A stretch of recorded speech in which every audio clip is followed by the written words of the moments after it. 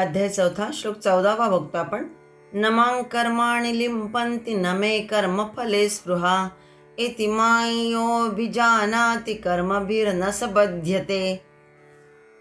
कर्माच्या फळाची मला इच्छा नाही. नमां कर्माणि लिंपन्ति न मे कर्मफले स्पृहा. कर्मफले स्पृहा म्हणजे कर्माच्या फळाची मला इच्छा नाही. स्पृहा म्हणजे इच्छा. नंतर माम कर्माणि न लिंपन्ति, कर्माचं बंधन मला लागत नाही. इति अशा प्रकारे यह माम अभिजानाती, यो निघून जाईल, यो मधला ओ निघून जाईल, यह होईल तिथे, आणि अवग्रह जिथे आहे एस जिथे आहे तिथे अभिजानाती अ येईल. अशा प्रकारे माम म्हणजे मला, यह जो अभिजानाती म्हणजे जाणतो, सह कर्मभिही न बाध्यते, रफार निघून जाईल न वरचा, तिथे विसर्ग येईल, त्याला कर्माचं बंधन होत नाही.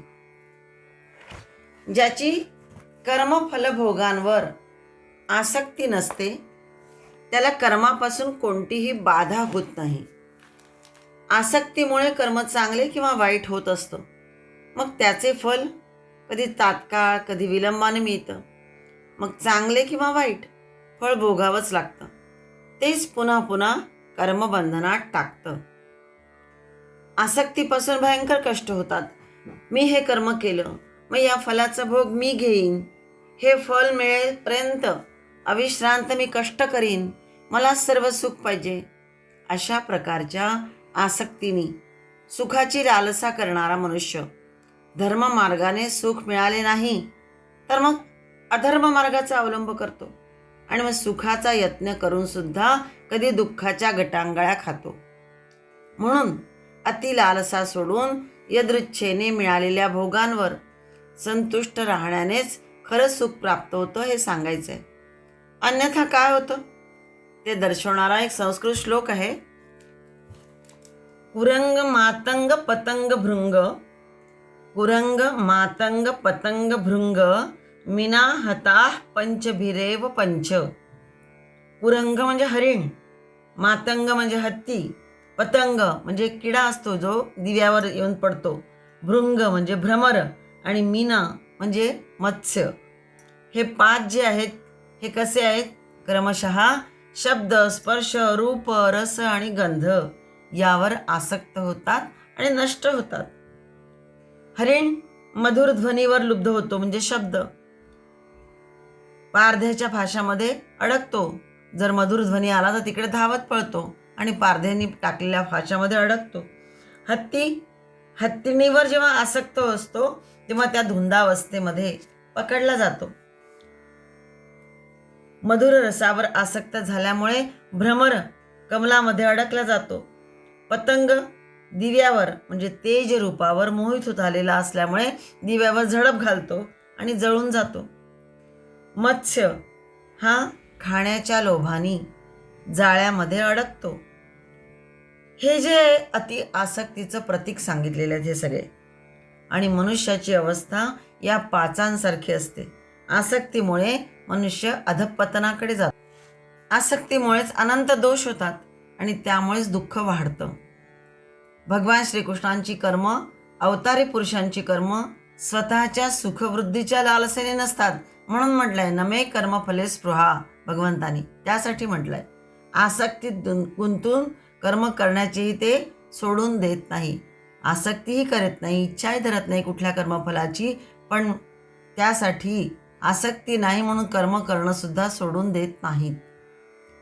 सज्जनांचं रक्षण आणि दुष्टांचं निर्दालन, सर्व जनहितकारक कर्म करण्यानेच भगवंत अवताराचं रहस्य समजू शकेल. ज्याला हा अवतार कार्य काय हे सगळं यातून त्याला कळू शकतं. हे सर्व जाणून जो कार्य करतो त्यालाच कर्मबंधन लागत नाही. तत्वतः काय जाणणं? तर परमात्म्याला कुठलाही स्वार्थ नाही, स्पृहा नाही, फलासक्तीत परमात्मा गुंतून राहत नाही, म्हणून हा अकर्ता आहे.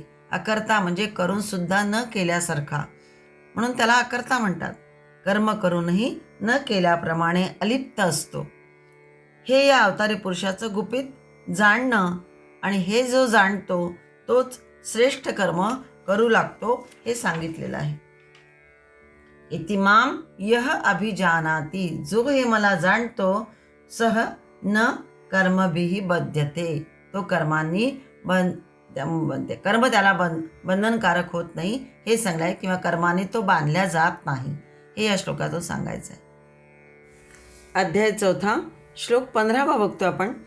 एवं ज्ञात्वा कृतं कर्म पूर्वैरपि मुमुक्षुभिः कुरु कर्मैव तस्मात् त्वं पूर्वैः पूर्वतरं कृतं. एवं ज्ञात्वा, हे जाणून, पूर्वैः अपि कर्म कृतं, कोण तर मुमुक्षुभिः, मुमुक्षूंनी सुद्धा, पूर्वीच्या मुमुक्षूंनी सुद्धा, एवं ज्ञात्वा, हे जाणून, पूर्वैः अपि कृतं कर्म, अशा प्रकारची कर्म केली आहेत मुमुक्षूंनी. म्हणून पूर्वजांकडून नेहमीच केली जाणारी कर्मे, पूर्वैः पूर्वतरम कृतम, खालच्या ओळीत जे म्हटलं आहे ते, म्हणून पूर्वजांकडून नेहमीच केली जाणारी कर्मेच तू कर, कर्म एव कुरु. आणि तस्मात् त्वम, तस्मात् म्हणजे म्हणून, त्वम कर्म एव कुरु, अशीच कर्म तू कर जी मुमुक्षूंनी पूर्वजांनी केलेली आहेत. हे सगळं जाणून तशीच कर्म तुलाही करायची आहे, तू कर, या अर्थाने. कुरु म्हणजे आज्ञा केलेली आहे इथे.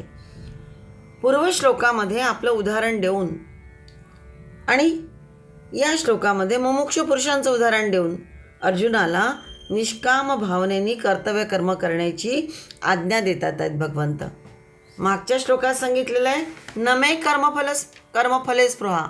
मे म्हणजे मला काही इच्छा नाही कर्मफलाची, किंवा काही कर्मांनी करायचं आहे मला, त्यासाठी मी करत नाही, काही करायचं म्हणून करत नाही, किंवा इच्छाही नाही. म्हणून मागच्या श्लोकामध्ये स्वतःचं उदाहरण दिलं, इथे मुमुक्षूंचं उदाहरण दिलं आहे. आणि हे सगळं जाणून तू कर्म कर, त्वम कर्म कुरु.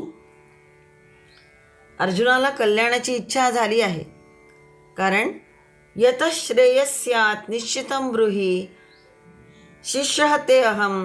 हे आपण पुन्हा पुन्हा बघितलं आहे मागे, की मी तुझा शिष्य आहे. दुसऱ्या अध्यायात म्हणाला होता, मला जे श्रेयस्कर आहे ते सांग, तुला मी शरण आलो आहे, त्वां प्रपन्नम. तिसऱ्या अध्यायात सुद्धा म्हणाला होता, येन श्रेयः अहम आपनुयाम, जे मला श्रेयस्कर आहे, मी प्राप्त करू शकेल, तत् निश्चित्य एकम वद, ते एकच निश्चित काय ते मला सांग.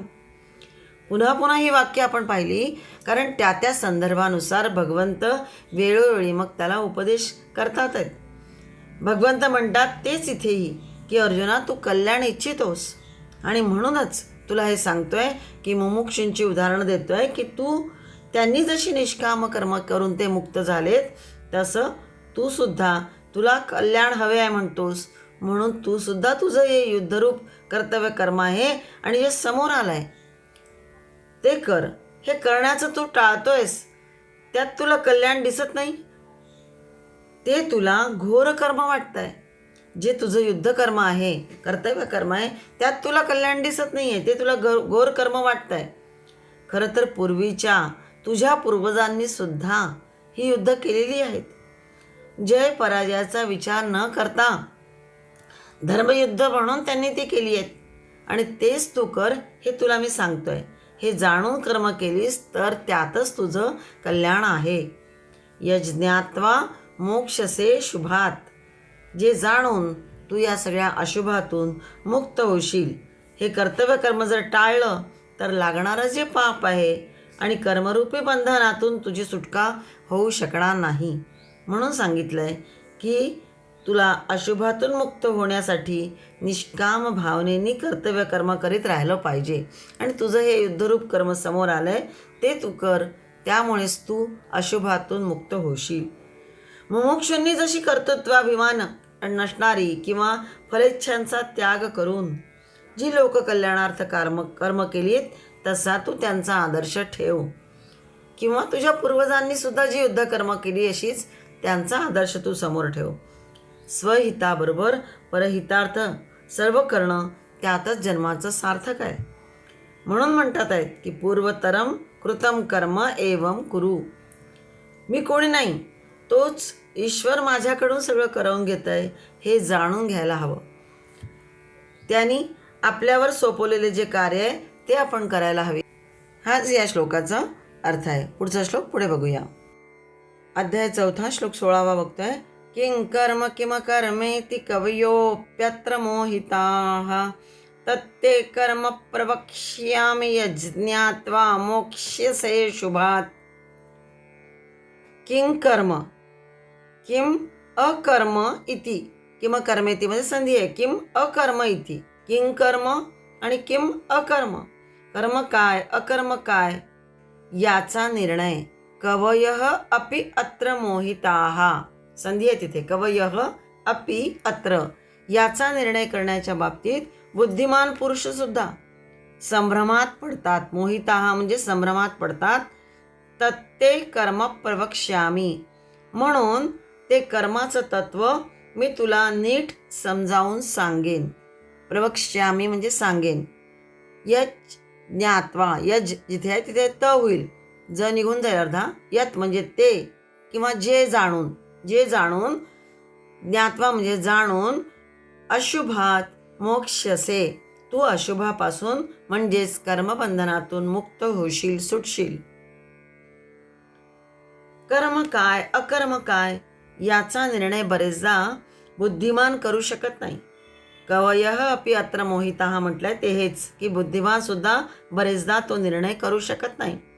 वर पाहता ही गोष्ट विचित्र वाटतं. कवयः शब्दाचा अर्थ आहे. कवी शब्दाचे हे अनेक वचन आहे. कवी शब्द काव्य करणारा एवढाच फक्त अर्थ नाही, तर कवी म्हणजे ज्ञानी, बुद्धिमान हा सुद्धा इथे अर्थ आहे. आणि यांना संभ्रमित करतात किंवा यांना मोहित. हे कवी जे बुद्धिमान आहे, ज्ञानी आहे, हे खरंच संभ्रमित होतात का, मोहित होतात का, शंका येऊ शकते. तर सांगायचे हे आहे की कर्म अकर्म विकर्म यातील जे गूढ रहस्य आहे ते न कळल्यामुळे, त्याचं यथार्थ ज्ञान झालं नाही तर मग दुःख वाट्याला येत नाही. पण नाही तर भ्रमित होऊन चुका केल्या जातात. कारण कदाचित हे ज्ञानी कर्म समजून अकर्म करतात आणि एखादं चांगलं कर्म सुद्धा विकर्म म्हणजे निषिद्ध आहे असं समजून सोडूनही देतात. उदाहरणाने बघू. एखाद्या कोणी एक मनुष्य आहे, पूजा करीत बसलाय. अचानक काही गुड्ड कारण नसताना बाजूच्या घरातील लोकांना येऊन त्रास देतात आहेत. याने पूजा करतोय म्हणून जर काहीच हालचाल केली नाही, पोलिसातही कळवलं नाही, कारण हा पूजा करतोय म्हणून, तर त्याचं हे कर्म कसं होईल? त्याचं हे कर्म न करणं म्हणजे अकर्म होईल आणि विकर्म सुद्धा होईल. विकर्म म्हणजे निषिद्ध होईल, जे करायला पाहिजे होतं पण केलं नाही. आणि अकर्म म्हणजे करायला हवं असून सुद्धा हा नुसताच बसून राहिला, कारण इथे कोणाच्या तरी मदतीची त्यावेळेस आवश्यकता होती, तरीही सुद्धा हा स्वस्थ राहिला. पूजा करतोय म्हणून होऊ दे, काय व्हायचं असेल ते होईल त्या घरात, हा विचार करत बसला आणि त्यामुळे त्याच्याकडून कर्म घडलं नाही, अकर्म झालं आणि विकर्म सुद्धा झालं. म्हणजे निषिद्ध कर्मही झालं आणि कर्म न करणे हाही भाग झाला. हे सगळं कसं होतं? सर्वथैव अनुचित होतं. तसंच कुठलंही शुभ कर्म हे वेळेत व्हायला हवं असतं. तसं केल्याने मग ते कर्म सहाय्यक होईल, अन्यथा ते शुभ कर्म अकर्म होईल, कारण तिथे सहाय्य होणं महत्वाचं होतं. किंग अकर्म यामध्ये मोठे मोठे ज्ञानी सुद्धा अशा चुका करतात. अजून एखादं उदाहरण घेऊन बघू. काय करायला हवं आणि काय करायला नको या भागासाठी इथे विकर्मचा हे नाही आहे, तर कर्म आणि अकर्म. नासा ही अंतराळ संशोधन करणारी एक अमेरिकन संस्था आहे. National aeronautical and space administration ज्याला म्हणता येईल. First landed humans on the moon ही जी आहे संस्था, अपोलो हे मिशन म्हणजे चंद्रावर पहिलं पाऊल ठेवणं, हे मिशन यांनी केलं. नील आर्मस्ट्रॉंग हे आपल्याला सगळ्यांना माहिती आहे आणि तो जगप्रसिद्धही झाला, चंद्रावर पहिलं पाऊल ठेवणारा अंतराळवीर. त्याच्याबरोबर एडविन सी म्हणजे ऑल्ड्रिन हा सुद्धा होता. नील आर्मस्ट्रॉंग बरोबर. खरं तर त्या अंतराळ यानाचा तो मुख्य पायलट होता, एडविन ऑल्ड्रिन हा जो होता तो. हे खूप जण जाणीत नसतीलही. तो हुशार, ब्रेव ज्याला म्हणता येईल असा सर्व ज्ञान असणारा होता. त्यामुळे तोच चंद्रावर पहिलं पाऊल ठेवणार होता. किंबहुना झालंही असतं तसं. नील आर्मस्ट्रॉंग हा को पायलट होता. तेथे पोचताच काय झालं, स्पेस एजन्सीकडून पहिला संदेश गेला. चंद्रावर गेल्यानंतर हे अंतराळ, ही जी स्पेस एजन्सी असते तिथून पहिला संदेश गेला की पायलट फर्स्ट. असं म्हणताच ऑर्डरप्रमाणे फटाफट क्रिया व्हायला हव्या असतात. पण ऑल्ड्रिन जो हा होता हा क्षणभर कसा झाला, चलबिचलित झाला. पाऊल ठेवू का नको, तो एकच सेकंद आणि क्षणामध्ये पुन्हा दुसरी ऑर्डर आली एजन्सीकडून, नेक्स्ट को पायलट. आणि मग वर्ल्ड हिस्ट्री घडली. नील आर्मस्ट्रॉंग पहिला अंतराळवीर ठरला. जेव्हा अशी डायलामा अवस्था असते, द्विधा मनस्थिती असते, तेव्हा संधी जाते. काय करू आणि काय न करू अशी जेव्हा अवस्था असते, तेव्हा जी आपल्याला आलेली संधी असते ती निघून जाते. हा सर्वांनाच पडणारा प्रश्न आहे. आणि त्यामुळेच काय होतं, आत्मविश्वास, कॉन्फिडन्स डळमळीत होतो. अर्जुनाला हे अंतराळाची माहिती काही देत नाही आहे भगवंत. हे कर्म आणि अकर्म काय याबद्दलचा विषय चाललाय की ज्ञानीसुद्धा इथे मोहित होतात. म्हणजे ज्ञानींना सुद्धा हे कळत नाही अर्जुनाला. पण खरं आहे, आयुष्य कसं आहे, एक संधी आहे. श्रेयसाकडे की प्रेयसाकडे ही निवडीची संधी प्रत्येकाला मिळालेली असते. आपलं श्रेयस बघायचं की प्रेयसाकडे जायचं. आपल्याला हा अवसर, संधी देण्यामागे नियतीचा सुद्धा हेतू आहे. आपण यशस्वी व्हायचं की खाली घसरायचं, हा एक अवसर आयुष्य आपल्याला देत असतं. निर्णय फक्त आपल्या हाती असतो. इथे अर्जुनाला युद्ध करण्याची आणखी एक उत्तम संधी मिळाली होती की ज्यामुळे धर्मकार्यामध्ये तो एक सहाय्यार्थक म्हणून होणार होता. पण ही संधी जणू काही तो गमावत आहे. म्हणून भगवंत त्याला विकर्म अकर्म याबद्दलची हे सांगतात आहे. आणि यांनी बुद्धिमान सुद्धा कसे मोहित होतात हा विषय इथे सांगितलाय. पुढचा श्लोक पुढे बघूया. अध्याय 4 श्लोक 17 बघतोय. कर्मणो ह्यपि बोद्धव्यं बोद्धं वैच विकर्मणः अकर्मणश्च बोद्धव्यं गहना कर्मणो गतिः. कर्मणः अपि बोद्धव्यं म्हणजे कर्माचं स्वरूपही जाणलं पाहिजे. बोद्धव्यम म्हणजे जाणलं पाहिजे. आणि अकर्मणः खालच्या वेळी जे दिलंय शन अर्धा निघून जाईल. अकर्मणः अकर्माचं स्वरूप सुद्धा बोद्धव्यम जाणलं पाहिजे. त्याचप्रमाणे विकर्मणः बोद्धव्यम च आणि विकर्माचे सुद्धा तात्विक स्वरूप जाणलं पाहिजे. कारण कर्मणः गती गहना, कर्माची गती कशी आहे, गहन अशी आहे. कर्माचं ज्ञान व्हायला हवं. कर्म म्हणजे काय हे समजायला हवे. याचाच अर्थ कोणते कर्म करावे ते कळणं महत्त्वाचं आहे. रोजचे कर्म जे काही आहे ते पुष्कळ वेळा केला जातच, जे प्रतिक्रिया म्हणून केलं जातं. परंतु जे शास्त्रविहित कर्म आहे, शुद्ध भावनेने केले जाते, ते खरं कर्म. जे रोजचं केलं जातं किंवा काही वेळा केलं जातं ते सहज होतं. प्रतिक्रिया असेल त्या दृष्टीने सुद्धा अनेक कर्म होत असतात. परंतु शास्त्रविहित शुद्ध भावनेने केलेलं जे असतं ते खरं कर्म. एखादा माणूस आपलं रोजचंच कर्म करता करताही त्यातूनच गरजूंची, दुःखितांची मदत करतो, कुठल्याही परतफेडीची भावनेने करत नाही, तेव्हा तेच कर्म कसं होतं, विशेष कर्म होतं. त्यालाच विकर्म असं सुद्धा म्हणतात. अर्थात विकर्म म्हणजे विपरीत कर्म असाही अर्थ इथे केला जातो. म्हणजे विरुद्धार्थी अशा अर्थाने, ज्यात चोरी, हिंसा, असत्य भाषण, भ्रष्टाचार, ज्यातून मोठी विपरीत कार्य होऊ शकतात, ते निषिद्ध कर्म म्हणजेच विकर्म असाही अर्थ होतो. परंतु इथे विकर्माचा अर्थ काय आहे, विशेष कर्म. विशेषत्वानी जे केलं जातं, जी क्रिया केली जाते ते विशेष कर्म म्हणजे विकर्म. कुठलं काम करावं, कुठलं करू नये, कुठलं विशेष समजून करावं या संबंधीचं ज्ञान व्हायला हवं. युद्ध करणं हे कर्म झालं, पण विशेष प्रकारे युद्ध करणं म्हणजे हे विशेष कर्म म्हणजे विकर्म होईल.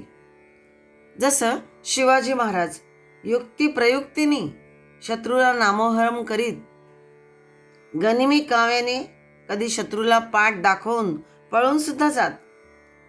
येथे विपरीत कर्म झालं नाही ते खरं म्हणजे, तर त्यावेळी त्यांचं ते कर्म कसं होतं, विशेष कर्म होतं. म्हणजे ज्यावेळी जे करायला हवंय युक्तिप्रयुक्तीने, वेळ पडली तर पळून जावं, पण तरी पुन्हा एकदा मोठ्या बलाढ्यतेने सामर्थ्यानिशी शत्रूशी सामना करणं हे मग त्यावेळेस विशेष कर्म. पळून जाणं जरी याच्यात असलं तरी सुद्धा पुन्हा तेवढ्याच सामर्थ्याने शत्रूच्या विरुद्ध लढणं विशेष कर्म होऊन जातं. मिर्झा राजे चालून आले त्यावेळी त्यांच्याबरोबर युद्ध केलं नाही. युद्ध केलं नाही म्हणून काय झालं, ते अकर्म झालं. पण कर्म, विकर्म आणि अकर्म केव्हा, कुठे आणि कसं करायचं याचं पूर्ण ज्ञान शिवाजी महाराजांना होतं आणि त्यातूनच यश मिळत गेलं. कृष्णाने सुद्धा अनेक युद्ध केलीत. जरासंधापुढे युद्ध सोडून पळून गेला, हे जरी त्याचं विकर्म होतं तरी सुद्धा, किंवा कालयवनाच्या स्वारीच्या वेळी युद्ध केलं नाही, उलट एकटाच देशातून बाहेर निघून गेला, हे सगळं अकर्म होऊनही या तिन्हींमधून अंतिम यश कृष्णाने मिळवलं. अशुभ दूर केलं, कारण कर्म, अकर्म आणि विकर्माची जी गहनता आहे हे सगळं हे जाणतात. कर्माची गती खरोखरच गहन आहे, गूढ असते. सामान्य माणसाला तर काय, पण विद्वानांना सुद्धा कळत नाही. मी मुंबईला निघाले 50 किलोमीटर या वेगाने, तर ती गती झाली. गतीचा अर्थ म्हणजे काय, की आपण निघालोय कुठे आणि 50 किलोमीटर या वेगाने जाणं ही गती झाली. म्हणजे दिशा, वेग मिळून जी होते ती गती. ही गती कळली तर मी 200 किलोमीटर अंतरावरील मुंबईमध्ये 4 तासात पोचेन हे मला कळलं. पण ही गती वेगळी आणि कर्माची गती वेगळी, ती कधी कुणाला समजत नाही आणि म्हणून त्याला गहन म्हटलेलं आहे. कर्मणो गहना गतीही. हरिभाई ठक्करचं जे कर्माचा सिद्धांत पुस्तक आहे ते वाचलं की यातनं बऱ्याचशा गोष्टी कळत जातील. कर्म काय, अकर्म काय आणि विकर्म काय. पुढच्या श्लोकामध्ये भगवान कर्माच्या तत्वाला जाणून घेणाऱ्या मनुष्याची प्रशंसा करतात. तो श्लोक पाहूया.